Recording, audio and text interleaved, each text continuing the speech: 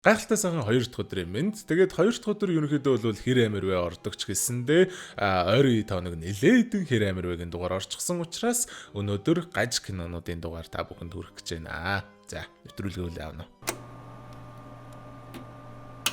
За, шинжлэгдсэн гаж кинонууд суурлынхаа season 2-ын эхний дугаарт тавтай морил надад гаж санагдсан энгийн гэдэг үгнээс айгүй хол за бас аим шиг гэдэг жанрт ерөнхийдөө харьяалагдах ууз заримдаа маш хүнд үйл явдлууд эвгүй зураглуудтай эсвэл ойлгоход хэцүүч гэж хэлж болох ууз сонин үйл явдлуудтай кинонуудыг энэхүү зурлаараа онцолдог үлээ. Тэгээ энэ 2 дугаар season-ы нэг шин юм гэвэл хэр амир вэ шиг төгсгөлд нь оноо өгөхгүй ч гэсэн яг ревю хийхин адилаар тухайн киноны даалд утгах ч юм уу юун таалагдав яав за бас ойлгоход хэцүү кино байвал анализ хийх гүнзгий дүгнэлтийн хэсэгтээ болж байгаа. Энэ дүгнэлтийн хэсэг маань бол өнөөдрийн кинонд айгүй хэрэгтэй хэсэг байгаа. Яг тэгэхээр миний өнөөдрийн онцолж байгаа найруулагч Юта Шимоцугийн Best Wishes to All буюу Минани Сачи Яре гэж Япон кино болвол нэг үзээд үнэхээр бас яг бүрэн ойлгоход хэцүү нэлээд сонин дүрслүүдтэй ямар новшаа үзээд байна гэсээр байтал дуусчдаг. Өнгөцхөн үзэх юм бол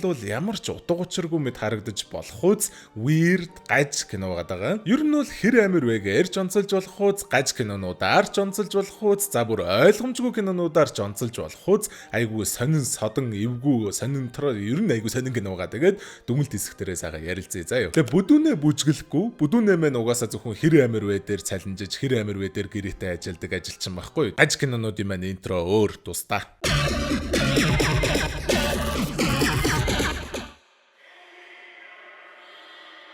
Тэр кино маань ээж аавынхаа хамтаар амралтын өдрөөрөө эмээ өвгөндөө зочилж байгаа бяцхан охины зураглалаар эхэлж байгаа. Шүн нь үнэхээр л нойр нүрэхгүй байсан болохоор за бас дээд давхарт нь юм дуурах шиг сонсогдсон болохоор чимээ гарсан зүг рүү дээшлээд очноо.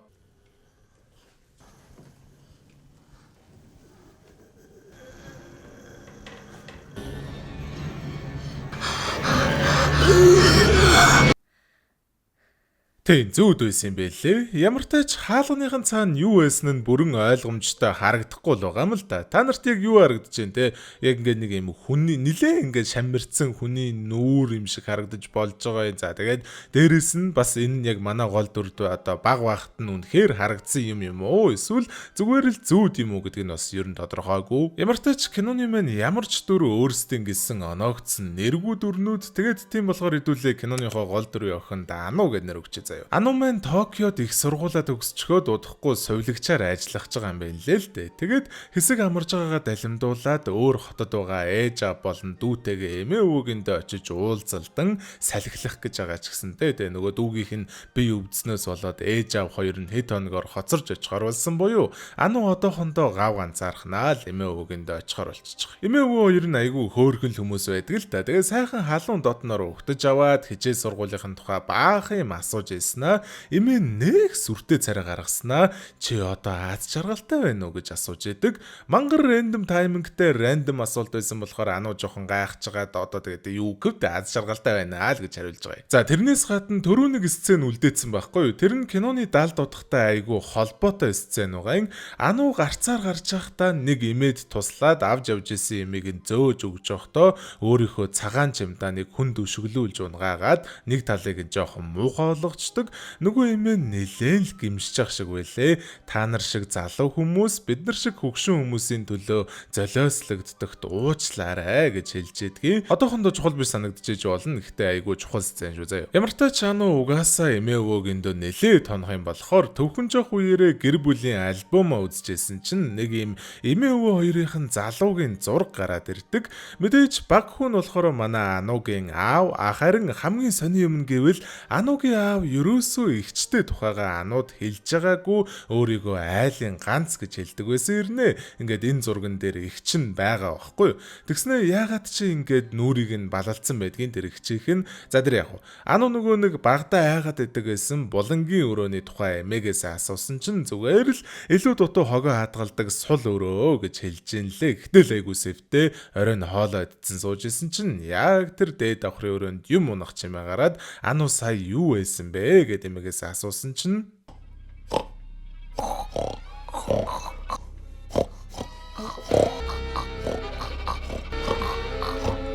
Гахаанууд өөрсдийнхөө махыг бидэнд идүүлж байгаадаа хэр баяртай байгаагаа илэрхийлж байна охин минь. Тэд өдөржин нэг газар гацчихад хүчээр таргалуулуулж, нядлуулж өөхөх хүртлээ иддэг. Ааха. Манай хоёр чинь зөнцсөн юм уу да? Орой нануу үсээ угаачаад гарсан чинь хүртэл өвөө нь ингээд те галдгооны урд амаа ангаацсан зогсож ийсэн нөө. Яасан бэ өвөө гэсэн чинь юу ч болог юм шиг чимээгүй яваад өгдгийн. Тэгснээ анууг орой оронд нь оруулчихад хоёулаа ингээд өрөөнийх нь нүдэнд юу ч дуурахгүй хэсэг ширтчихсэн аа. Сайхан амраарай гэчгээд яваад өгдөг. Ануу ч гэсэн яг над шиг эмээ өвөө хоёроо зөнччил гэж ойлгож байгаа юм шиг байлээ. Маргааш нь ээжтэйгээ яриад хурдхан шиг ирээрээ. Энэ хоёр юм чинь намайг айлгаад байш уу ухааны юм хэлж байгаа юм л та. Тэг буцчих замдаа нэг дээрлэхүүлж байгаа хүүгийн газар унтсан дугуйг нь босгож өгөх үеэр багийнхан танил юм шиг байгаа нэг портер унтсан залуу хажуугаар нь өнгөрч таарад манай хоёр жоохон ханг авталж байгаа. Энэ залуу бас угаасаа оноос нь нэргүүдүр тэгээд мэндээгээд нэр өгчээ. Мэндэ мэн яг сайхан эд хийж бүтээж сурж ах насан дээрээ байгаа тийм хүн залууч гэсэндээ ерөөсөө энэ жижиг тосгоноосоо гаралгүй бие муутай аавыгаа асархын зэрэгцээ фармынхаа ажлуудыг хийгээд эндээ одоо амьдарж байгаа юм байл. Уг нь бол айгүй аятайхан эвдрээгүй энгийн залуу байдаг юм л да. Гэхдээ анууг буцаад харихад өвөө нь яагаад ч юм над мэндэ тэгээ дахиж битгий уулзаарай гэж хэдэг. Яагаад өвөө гэсэн чинь битгий уулзаарай л гэсэн бол битгий уулзаарай л гэсэн үг гэж ядгийг юу гэсэн үг юм бэ?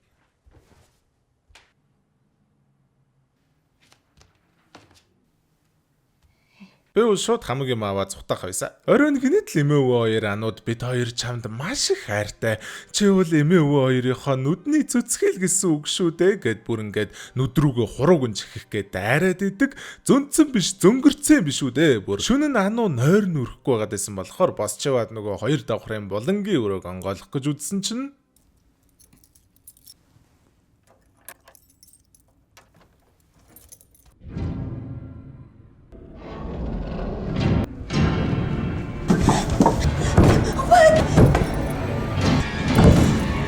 маргааш нь бүр сони юм болон заяа. Зүгээр сайхан хоолоо идсэн сууж исэн чинь гэрийнх нь коридороор нэг нүд амаа оюулцсан хүн мөлхөөд гараад ирлээ.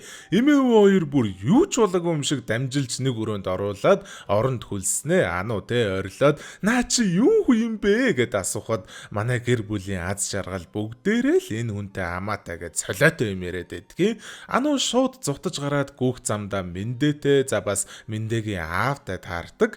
Мэндэгийн аав анууг гэртээ урахад угаасаа өөр очих газар байгаа юм биш тэгээд очиж л байгаа юм л да. Мэндээгийн аав нь ер нь их аятайхан хүн байна лээ. Тэгээ уг нь бол Мэндэг энэ газрын мухраас яваад мөрөөдлөө хөө гэж дандаа дэмждэгч. Мэндэл өөрөө хүн чанараараа аавыгаа ганцаарнг нь үлдээхгүйгээд эндэ байгаад идэг болж таарж байгаа юм. Хичээл сургууль мөрөөдөл гэснээс нэрээ. За 12 дугаар ингээд төгсөж байгаа хүүхдүүдэд хэрэгтэй юм хүрэх гэж байна.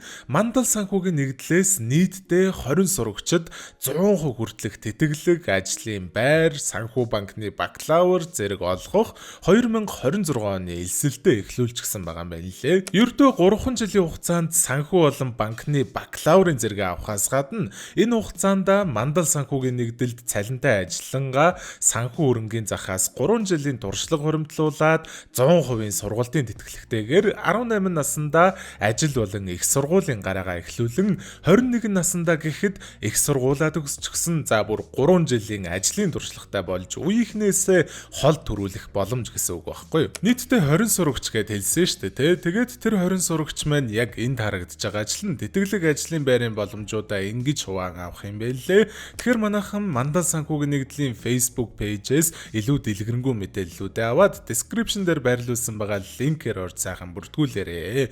Үргэлжлэх хугацаа нь 5 сарын 31-ний хүртэл болохоор ер нь яарвал зохилтой байна лээ шүү. За Монгол үндэстнийг дэлхийд дахин нэг удаа мандуулах чин хүсэлтэй залуу лидерүүдэд зориулв.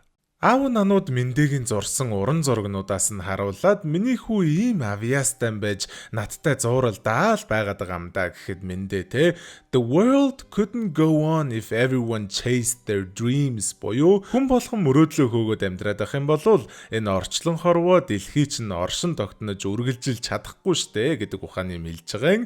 Энэ диалог бас киноны 70 дутхтай айгу хамаатай шүү зав. Ямар ч тач ингэж яж агаад те нөө юу харсан тухайга Мэндэд хэлснээр манай хоёр эмээ өвөө гих рүү явж байгаа.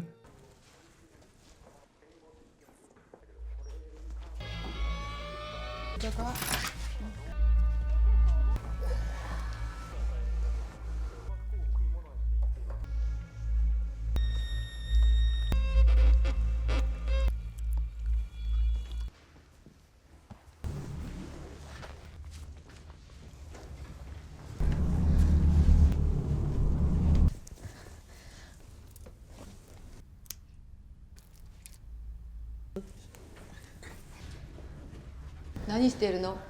こんなこと間違ってる。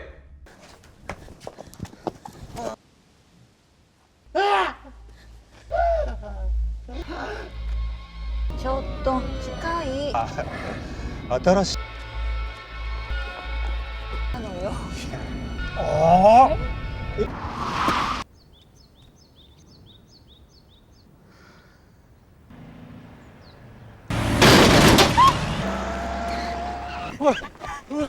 За тэгээ ингэж ахгүй мөргүүлээд гисэн чинь нөгөө мөргөж алсан үн бууж ирчихэд ерөөсөө гэмшсэн шинжгүй эмээвөө хоёртой зэрэгцэд зогссноо.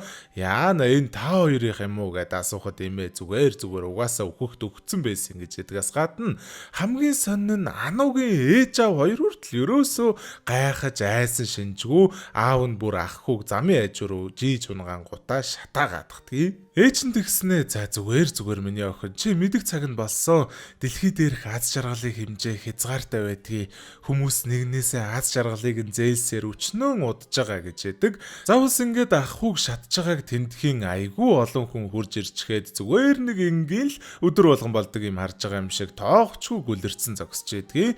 Ер нь бол ингээл юм шиг байлээ л дээ ингээд хүн шатж байгаа нь эдний хувьд бол орой олон дээр Ану та нар чинь яаж чад байгаа юм бэ? Хүн үгчгээд ээ штэ энэ гэсэн чинь нөгөөдөл нь бүр тоож байгаа ч юм алга хоол идсэн сууж ийснаа өвөө цусаар ханиалгасны дараа дахиад юу ч болоогүй юм шиг за эхэллээ дээ. Дараачихыг нь урдаа болохгүй нь энэ бүгд Анугийн л буруу. Тийм болохоор дараачихыг нь Ану өөрөө олоод ирэх байх өө гэж идэг. Ямар ч тач Ану гарч явж байгаад өнөөх шатсан ахуйгийн цогцсон дээр ирэхэд хаанаас ч юм нэг их хажууд нь гараад ирцэн харамсалтай юм болсон байна. Бид нар шиг хөгшин хүмүүсийг дараачихаараа бити сонгоорой. Чи хөөрхөн юм чин хотоос нэг залуу уургалаад аваад ирэх байлгүй дээ. Чам шиг хүмүүс асуудал л үүсгдэг. Чи дэлхийг шудраг сайхан гэж боддөг юм шиг байна. Чи дэлхийн тухай юу ч мэдэхгүй л байна да. Гэснэ танаа аавын чинь их чинь бас чам шиг нэг юм галзуу солиотой юм яриад идэг байсан хүн байж үлээ гэж идэг. Шууд л тэр төрсөн их чихэн тухай ааваасаа асуухад их чинь яг Ану шиг юмнууд ярьж агаад гэрээсээ зүхтагаад ууланд очиж амьдэрдэг болсноос гадна айгүй олон жил үзэгдэж харагдаагүй ер нь бол бараг үхсэн ч байж магадгүй гэж аав нь хэлснээр Ану өнөөх нүрийг нь балдсан зургийг бариад аавынхаа ихчийг хайхаар гарлаа. Зургаа үзүүлээд асуусан хүн болгоно л мэдэхгүй ийм хүн харж байгаагүй гэж хариулж ирсэн ч ашгүй нэг жолооч ах таньж зааж өгөөд тэгээд Ану маань эцэст нэг юм авга их чигээ олж уулзж байгаамаа. Авга их чинь ч гэсэн тэгтээ тэгээд яг үндэ айгүй юм эвгүй тийм эрүүлэхэд хэцүү эвгүй сонин вайбтай хүн байд юм л да. Ану өөртөө тохиолдсон бүх хэл зүйлсийг хэлснээ дараа зүгээрээ заавал золиос өргөх шаардлагагүй бүхэл зүйлс харагдаж байгаа шигэ биш. Хуурамч дэлхий тэр чигтээ нэг болон тэгийн цифрүүдээс бүрддэг хиймэл газар шүү дээ. Биднийг үгснээ дараа ажилчид зүүчгсэн байсан хуурамч дурангуудыг маань авч жинхэнэ байх ёстой газруудад маань аваачна. Жинхэнэ ертөнцид би эрэхтэй хүнж байж магадгүй. Эсвэл зүгээр нэг өсвөр насны хүүхэд ч байх магадлалтай. Жинхэнэ ертөнцид очихыг би хүсдэг. Харин энэ ертөнцийг хараад ахаар өдөр ирэх тусмал улмал алдаатай, асуудалтай, аимшигтай, зөв биш болчиход байгаа юм. 割れなかった。これ入れて。はい。よいしょ。あ、これいってみようか。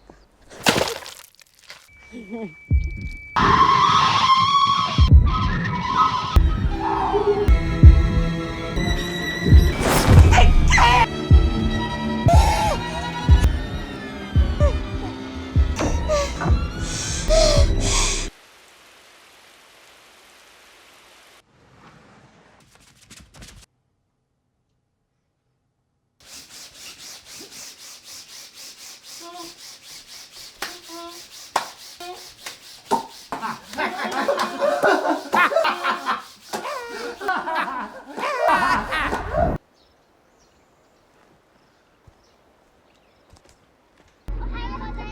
Харсныхан дараа өнөөх баг дугийнх нь нүднээс цус асгараад эхэлсэн байдгаас гадна манай эмээ жирэмсэн болцсон байдаг, бүр гидсэн нэлээд томроод юу юугүй төрөх хэмжээнд очсон байдгийг.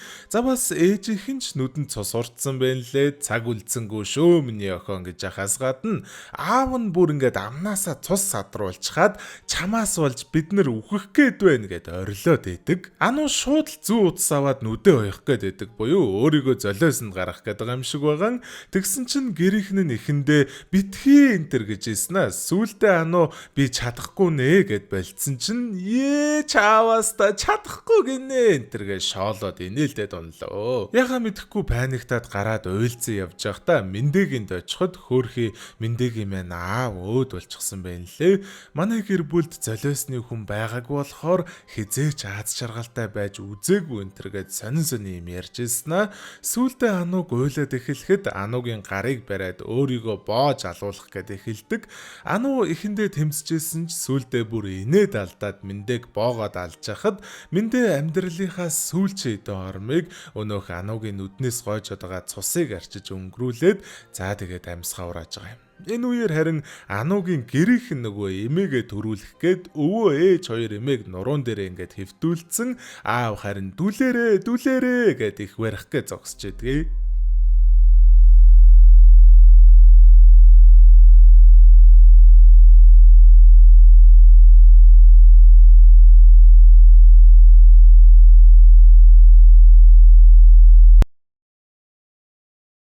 Ануу маань Токиод дох шинэхэн ажилдаа орсон байхаас гадна найз залуутай олдсон байх шиг байна лээ. Эсвэл за ажлынх нь үн ч юм уу мэдэхгүй.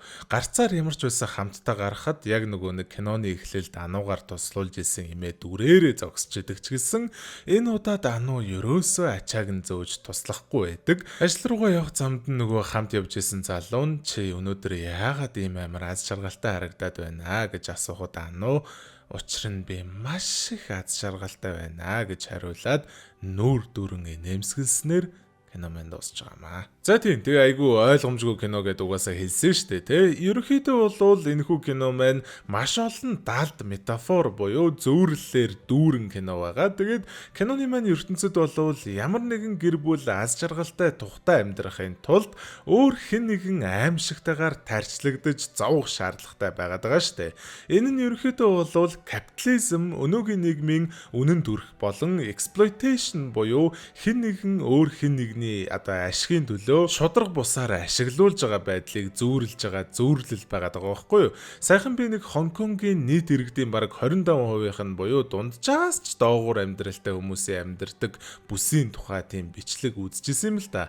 Хонконгийн яг баячууд нь бол бүр үнэхээр хахаж цацгаж байгаа айхтар фильтр рич хүмүүс байдаг. Харин ядуу хүмүүс нь ингээд эсэргээрээ авсны хэмжээтэй байранд бөөндөө жижигхэн газар шигдэж амьдрах хэмжээний маш хэцүү амьдралтай тухай тийм бичлэг байхгүй. Зөвхөн Хонконгт ч гэлтгүй дэлхий дээрх бараг бүх капиталист системтэй орнууд иймэрхүү санхүүгийн тэнцвэргүй байдалтай байдаг штэ. Монгол дээр жишээ авч болно л да. Гэтэ бас яг тийм амар экстрим төвшөндөө биш л дээ. Гэтэ те баян хүмүүс нь төсөөлшгүй амар баян. Гэтэ ядуу хүмүүс нь ч бас маш ядуу те. Энэ бол ерөөсөө л яг капиталист нийгмийн хамгийн сул талууд буюу хөрөнгийн эрх тэгш бус байдал.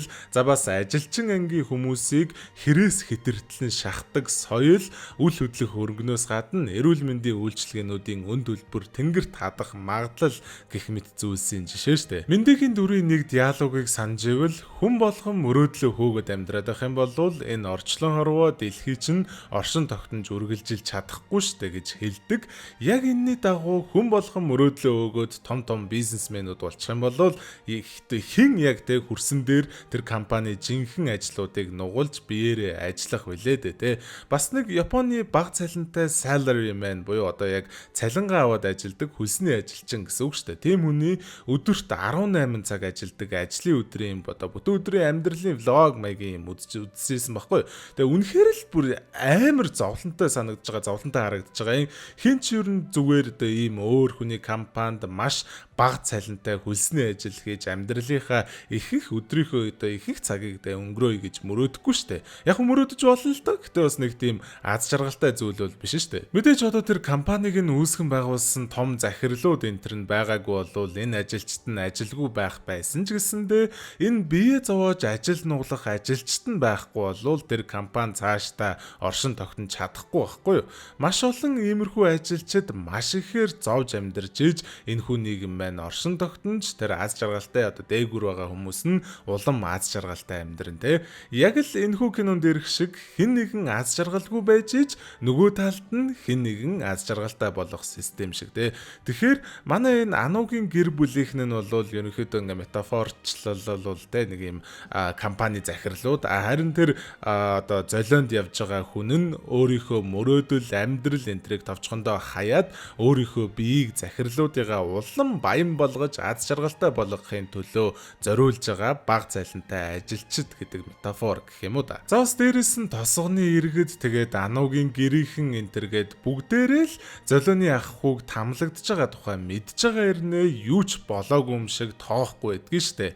Яг л энэний адилаар одоогийн нийгэм ямар эвгүй шудраг бус хүндий хүүтэн мөнгөний төлөө хүн чанараа гээхэд асуудалгүй болцсон nature-тэй вэ гэдгийг нь манус мэдж байгаа ирнэ л угаасаа л ийм л байдгийн штэ гэд blissful ignorance буюу зүгээр асуудал байгааг мэдж байгаа ч гэсэн тэрний эсрэг тэмцэхийн оронд зүгээр өөрийгөө холдуулаад үл тоогоод амьдрах нь элбэг байгаад байгааг харуулж байгаа юм. Гэхдээ за хамгийн гол нь яг тэр Анугийн аавын эгч шиг эннийх нь эсрэг тэмцээд энэ муухай нийгмийн нэг хэсэг болохгүй гэж одоо эсэргүүцэх гэж оролдоод одоо зүхтаагаад бүр ингээд энэ нийгмийн нэг хэсэг биш болъё гэж оролдъё гэхээр яагаад ч бүрэн бүтэн зүхтааж нийгмээс ангид болох боломжгүй гэдгийг тэр гэрт нь байсан цогцсноос харж болж байгаа.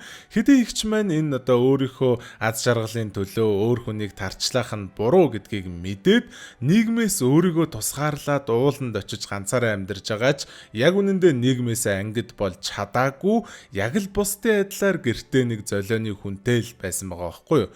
Зүхтаах боломж байхгүй хүн угаасаа л нийгэм юм та. За бас нэг хүндж байгаа сэдвүн гэх юм бол Япон улсын одоо ахмад наснууд болон залуу үеийнхний economic imbalance буюу эдийн засгийн тэнцвэргүй байдал. Тэгээ миний уншиж ойлгосноор бол Японд ерөнхийдөө ахмад настай хүмүүс айгүй тухтай санхүүгийн асуудалгүй амьдарчиж болдог. Харин залуу үеийнхэн нь хүүхэдтэй болж гэр бүл зохиоход ч жоохон хүндрэлтэй эдийн засгийн дарамт айгүй ихтэй байдгийн байлээ л дээ. Жишээлхэд одоо Япон их компаниуд тухайн компанида олон жил ажилласан хөгшин ажилчид айгүй ээлтэй буюу үр бүтээмж нь өсөөгүй байсан ч зүгээр л тэндээ удаан ажилласан болохоор залуу илүү үр бүтээмжтэй ажилчдаасаа ч илүү одоо цалин авах боломжтой байдаг гэж байгаа. Тэрнээс гадна татвар төлөгчдийн татварын мөнгөний нэлээд өндөр хувь нь хөгшчүүлийг асран хамгаалах, хөгшчүүлийгээ кэрлэхэд одоо зориултуудад зарцуулагддаг байгаа байхгүй юу? Харин тэр татварын мөнгөө өгж байгаа яг үүсгэж байгаа залуу их үеийн юмыг үүсгэж байгаа залуу үеийнхэн нь эсэргээрээ ажил олоход хэцүү өрсөлдөөнтэй, дээрэс нь цалин багатай, өөрсдийн гэсэн орон байртай болох гэж, өөрсдийн гэсэн одоо энэ нийгэмд байр сураа олох гэж өчнөө зовдөг гэх мэтчлэн дээ. Тэгээ нөгөө Анугийн зам гарахт нь тусалсан юмээ Анууд хэлдэж штэ. Та нар шиг залуу хүмүүс бид нар шиг хөгшин хүмүүсийн төлөө золиослогддогт уучлаарай гэд. Тэрнээс то яг л залуучууд яг үнэндээ хөгшчүүдийгээ сайхан амьдруулахын тулд хөдөлмөрлөө, татварын мөнгөө төлөөд яваад байгаа юм шиг тийм нийгмийн системийг нь хэлж байгаа гэх юм уу. Тэгэд тэр нөгөө Анугийн имэн жирэмсэн болцсон хүүхэд гаргаж идэг сцен байна шүү дээ. Тэрийг бол би яг бас бүрэн ойлгохгүй юмнуудын сценүүдийн нэг байгаа. Гэтэ ер нь бол хүүхэд төрүүлнэ гэдэг чинь залуухан эмэгтэйчүүдийн л ихэвчлэн одоо хийдэг зүйл шүү дээ. Тэгэхэд энэ имээ ингээд төрж байгаа нь залуучуудын хүртэх ёстой зүйл буюу мөнгөнд санаа зовоолгүй хүүхэд төрүүлэх эрх чөлөөг ингээд хулгайлаад ч юм уу. За арай хулгайлаад биш. Зүйл зүгээр нэг одоо яг тэр эрх чөлөөг юу ч болоогүй юм шиг ингээд зүгээр өөрөө ингээ эдлээд байна гэдэг метафорлсон сцен гэж ойлгож бас ер нь болж байгаа. За ердөө ер нь тэрнээс гадна өөр зөндөө хоолн нэг юм жижиг яг бүрэн ойлгоход хэцүү жижиг лаглаг метафор цаанаа агуулсан байх магадлалтай сценүүд зөндөө байгаа юм заяа. Гэтэл яг том зургаараа үндсэн ингээд өгөх гээд байгаа мессеж, үндсэн агуулад байгаа юм нь бол яг капитализм, капиталист нийгмийн одоо яг шүүмжлэх гэхээсээ илүүтэй зүгээр үнэн төрх нь ийм байна, ийм асуудлууд, ийм одоо тэнцвэргүй байдлууд байна гэдгийг метафорлж харуулж байгаа гэх юм уу. Ямар ч тач за тэгээд Анугийн дүр бол энэ өөр хүний зовлонгоор өөрийнхөө аз жаргалаа олж авдаг хүнд төрлийн капиталист систем нь одоо энэ нийгэм нь буруу байгаад байна гэдгийг мэдээд тэмцэх гэж оролдоод байгаа ч гэсэндээ киноны төгсгөлд тэмцэхээ болж бууж өгөн хүлээн зөвшөөрснөөр өөрийнхөө гараар дараачийн одоо золионы үнэ гэр бүлийнхэндээ авчирж өгөөд нүүр дүрэн инээмсэглээ дуусж байгаа штэ. Эргэн тойрных нь бүхэл хүмүүс энэ системээр амьдраад ахаар буруу гэдгийг нь дотроо мэдээд байгаа ч гэсэн яалтчгүй л дагаад дүрмээр нь амьдрахаас өөр аргагүй төрж байгаа. Системийг үзий ядаж буруу гэдгийг нь мэдэж одоо мэдэрч болно. Гэтэ чиний тайван тухтай хүн шиг амьдрал чинь тэр системээс шалтгаалж ивэл чи өмнөөс нь сүрж чадах уу гэдэг асуулт те. Тэгээ энэ кино бол надад яалтчгүй нэлээд таалагдсан. Тэгээд яг өгж байгаа мессежээс гадна ерөнхий яг зүгээр ингээ уран бүтээл гэдэг талаас айгүй юм. Сонин айгүй гоё юм aesthetically те нэг юм disgustingly beautiful кино байсан байхгүй юу? Яалтчгүй ойлгомжгүй кинонуудаар онцлогдож болох кино гэхдээ бас давхар яг одоо те гаж кинонуудаар бол бас яалтчгүй онцлогдох уу гаж кинонуудтай айгүй таарахаар тийм кино байгаа байхгүй юу те. Өнөөдөр бол баг те хэр амирвэгийн дугаар, гаж кинонуудын дугаар, ойлгомжгүй кинонуудын дугаар ингээд зэрэгцээд ингээд гуруулаа нэг бичлэгэнд орсон юм шиг бичлэг боллоо шүү дээ те. За тийм ээ өнөөдөр минь бичлэгийн дөрөв өндөрлж хэдүүлээ дараачихаа бичлэгээр тунгуудахгүй уулзуулахаар төвчээртэй сагаан хүлээж агаарай. Хайртай шүү. За. Сагаан мөрөө. Гой зүзэдлэр.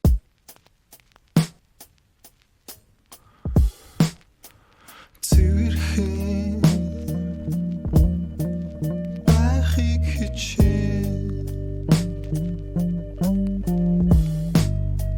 зон байгалыг хүснэ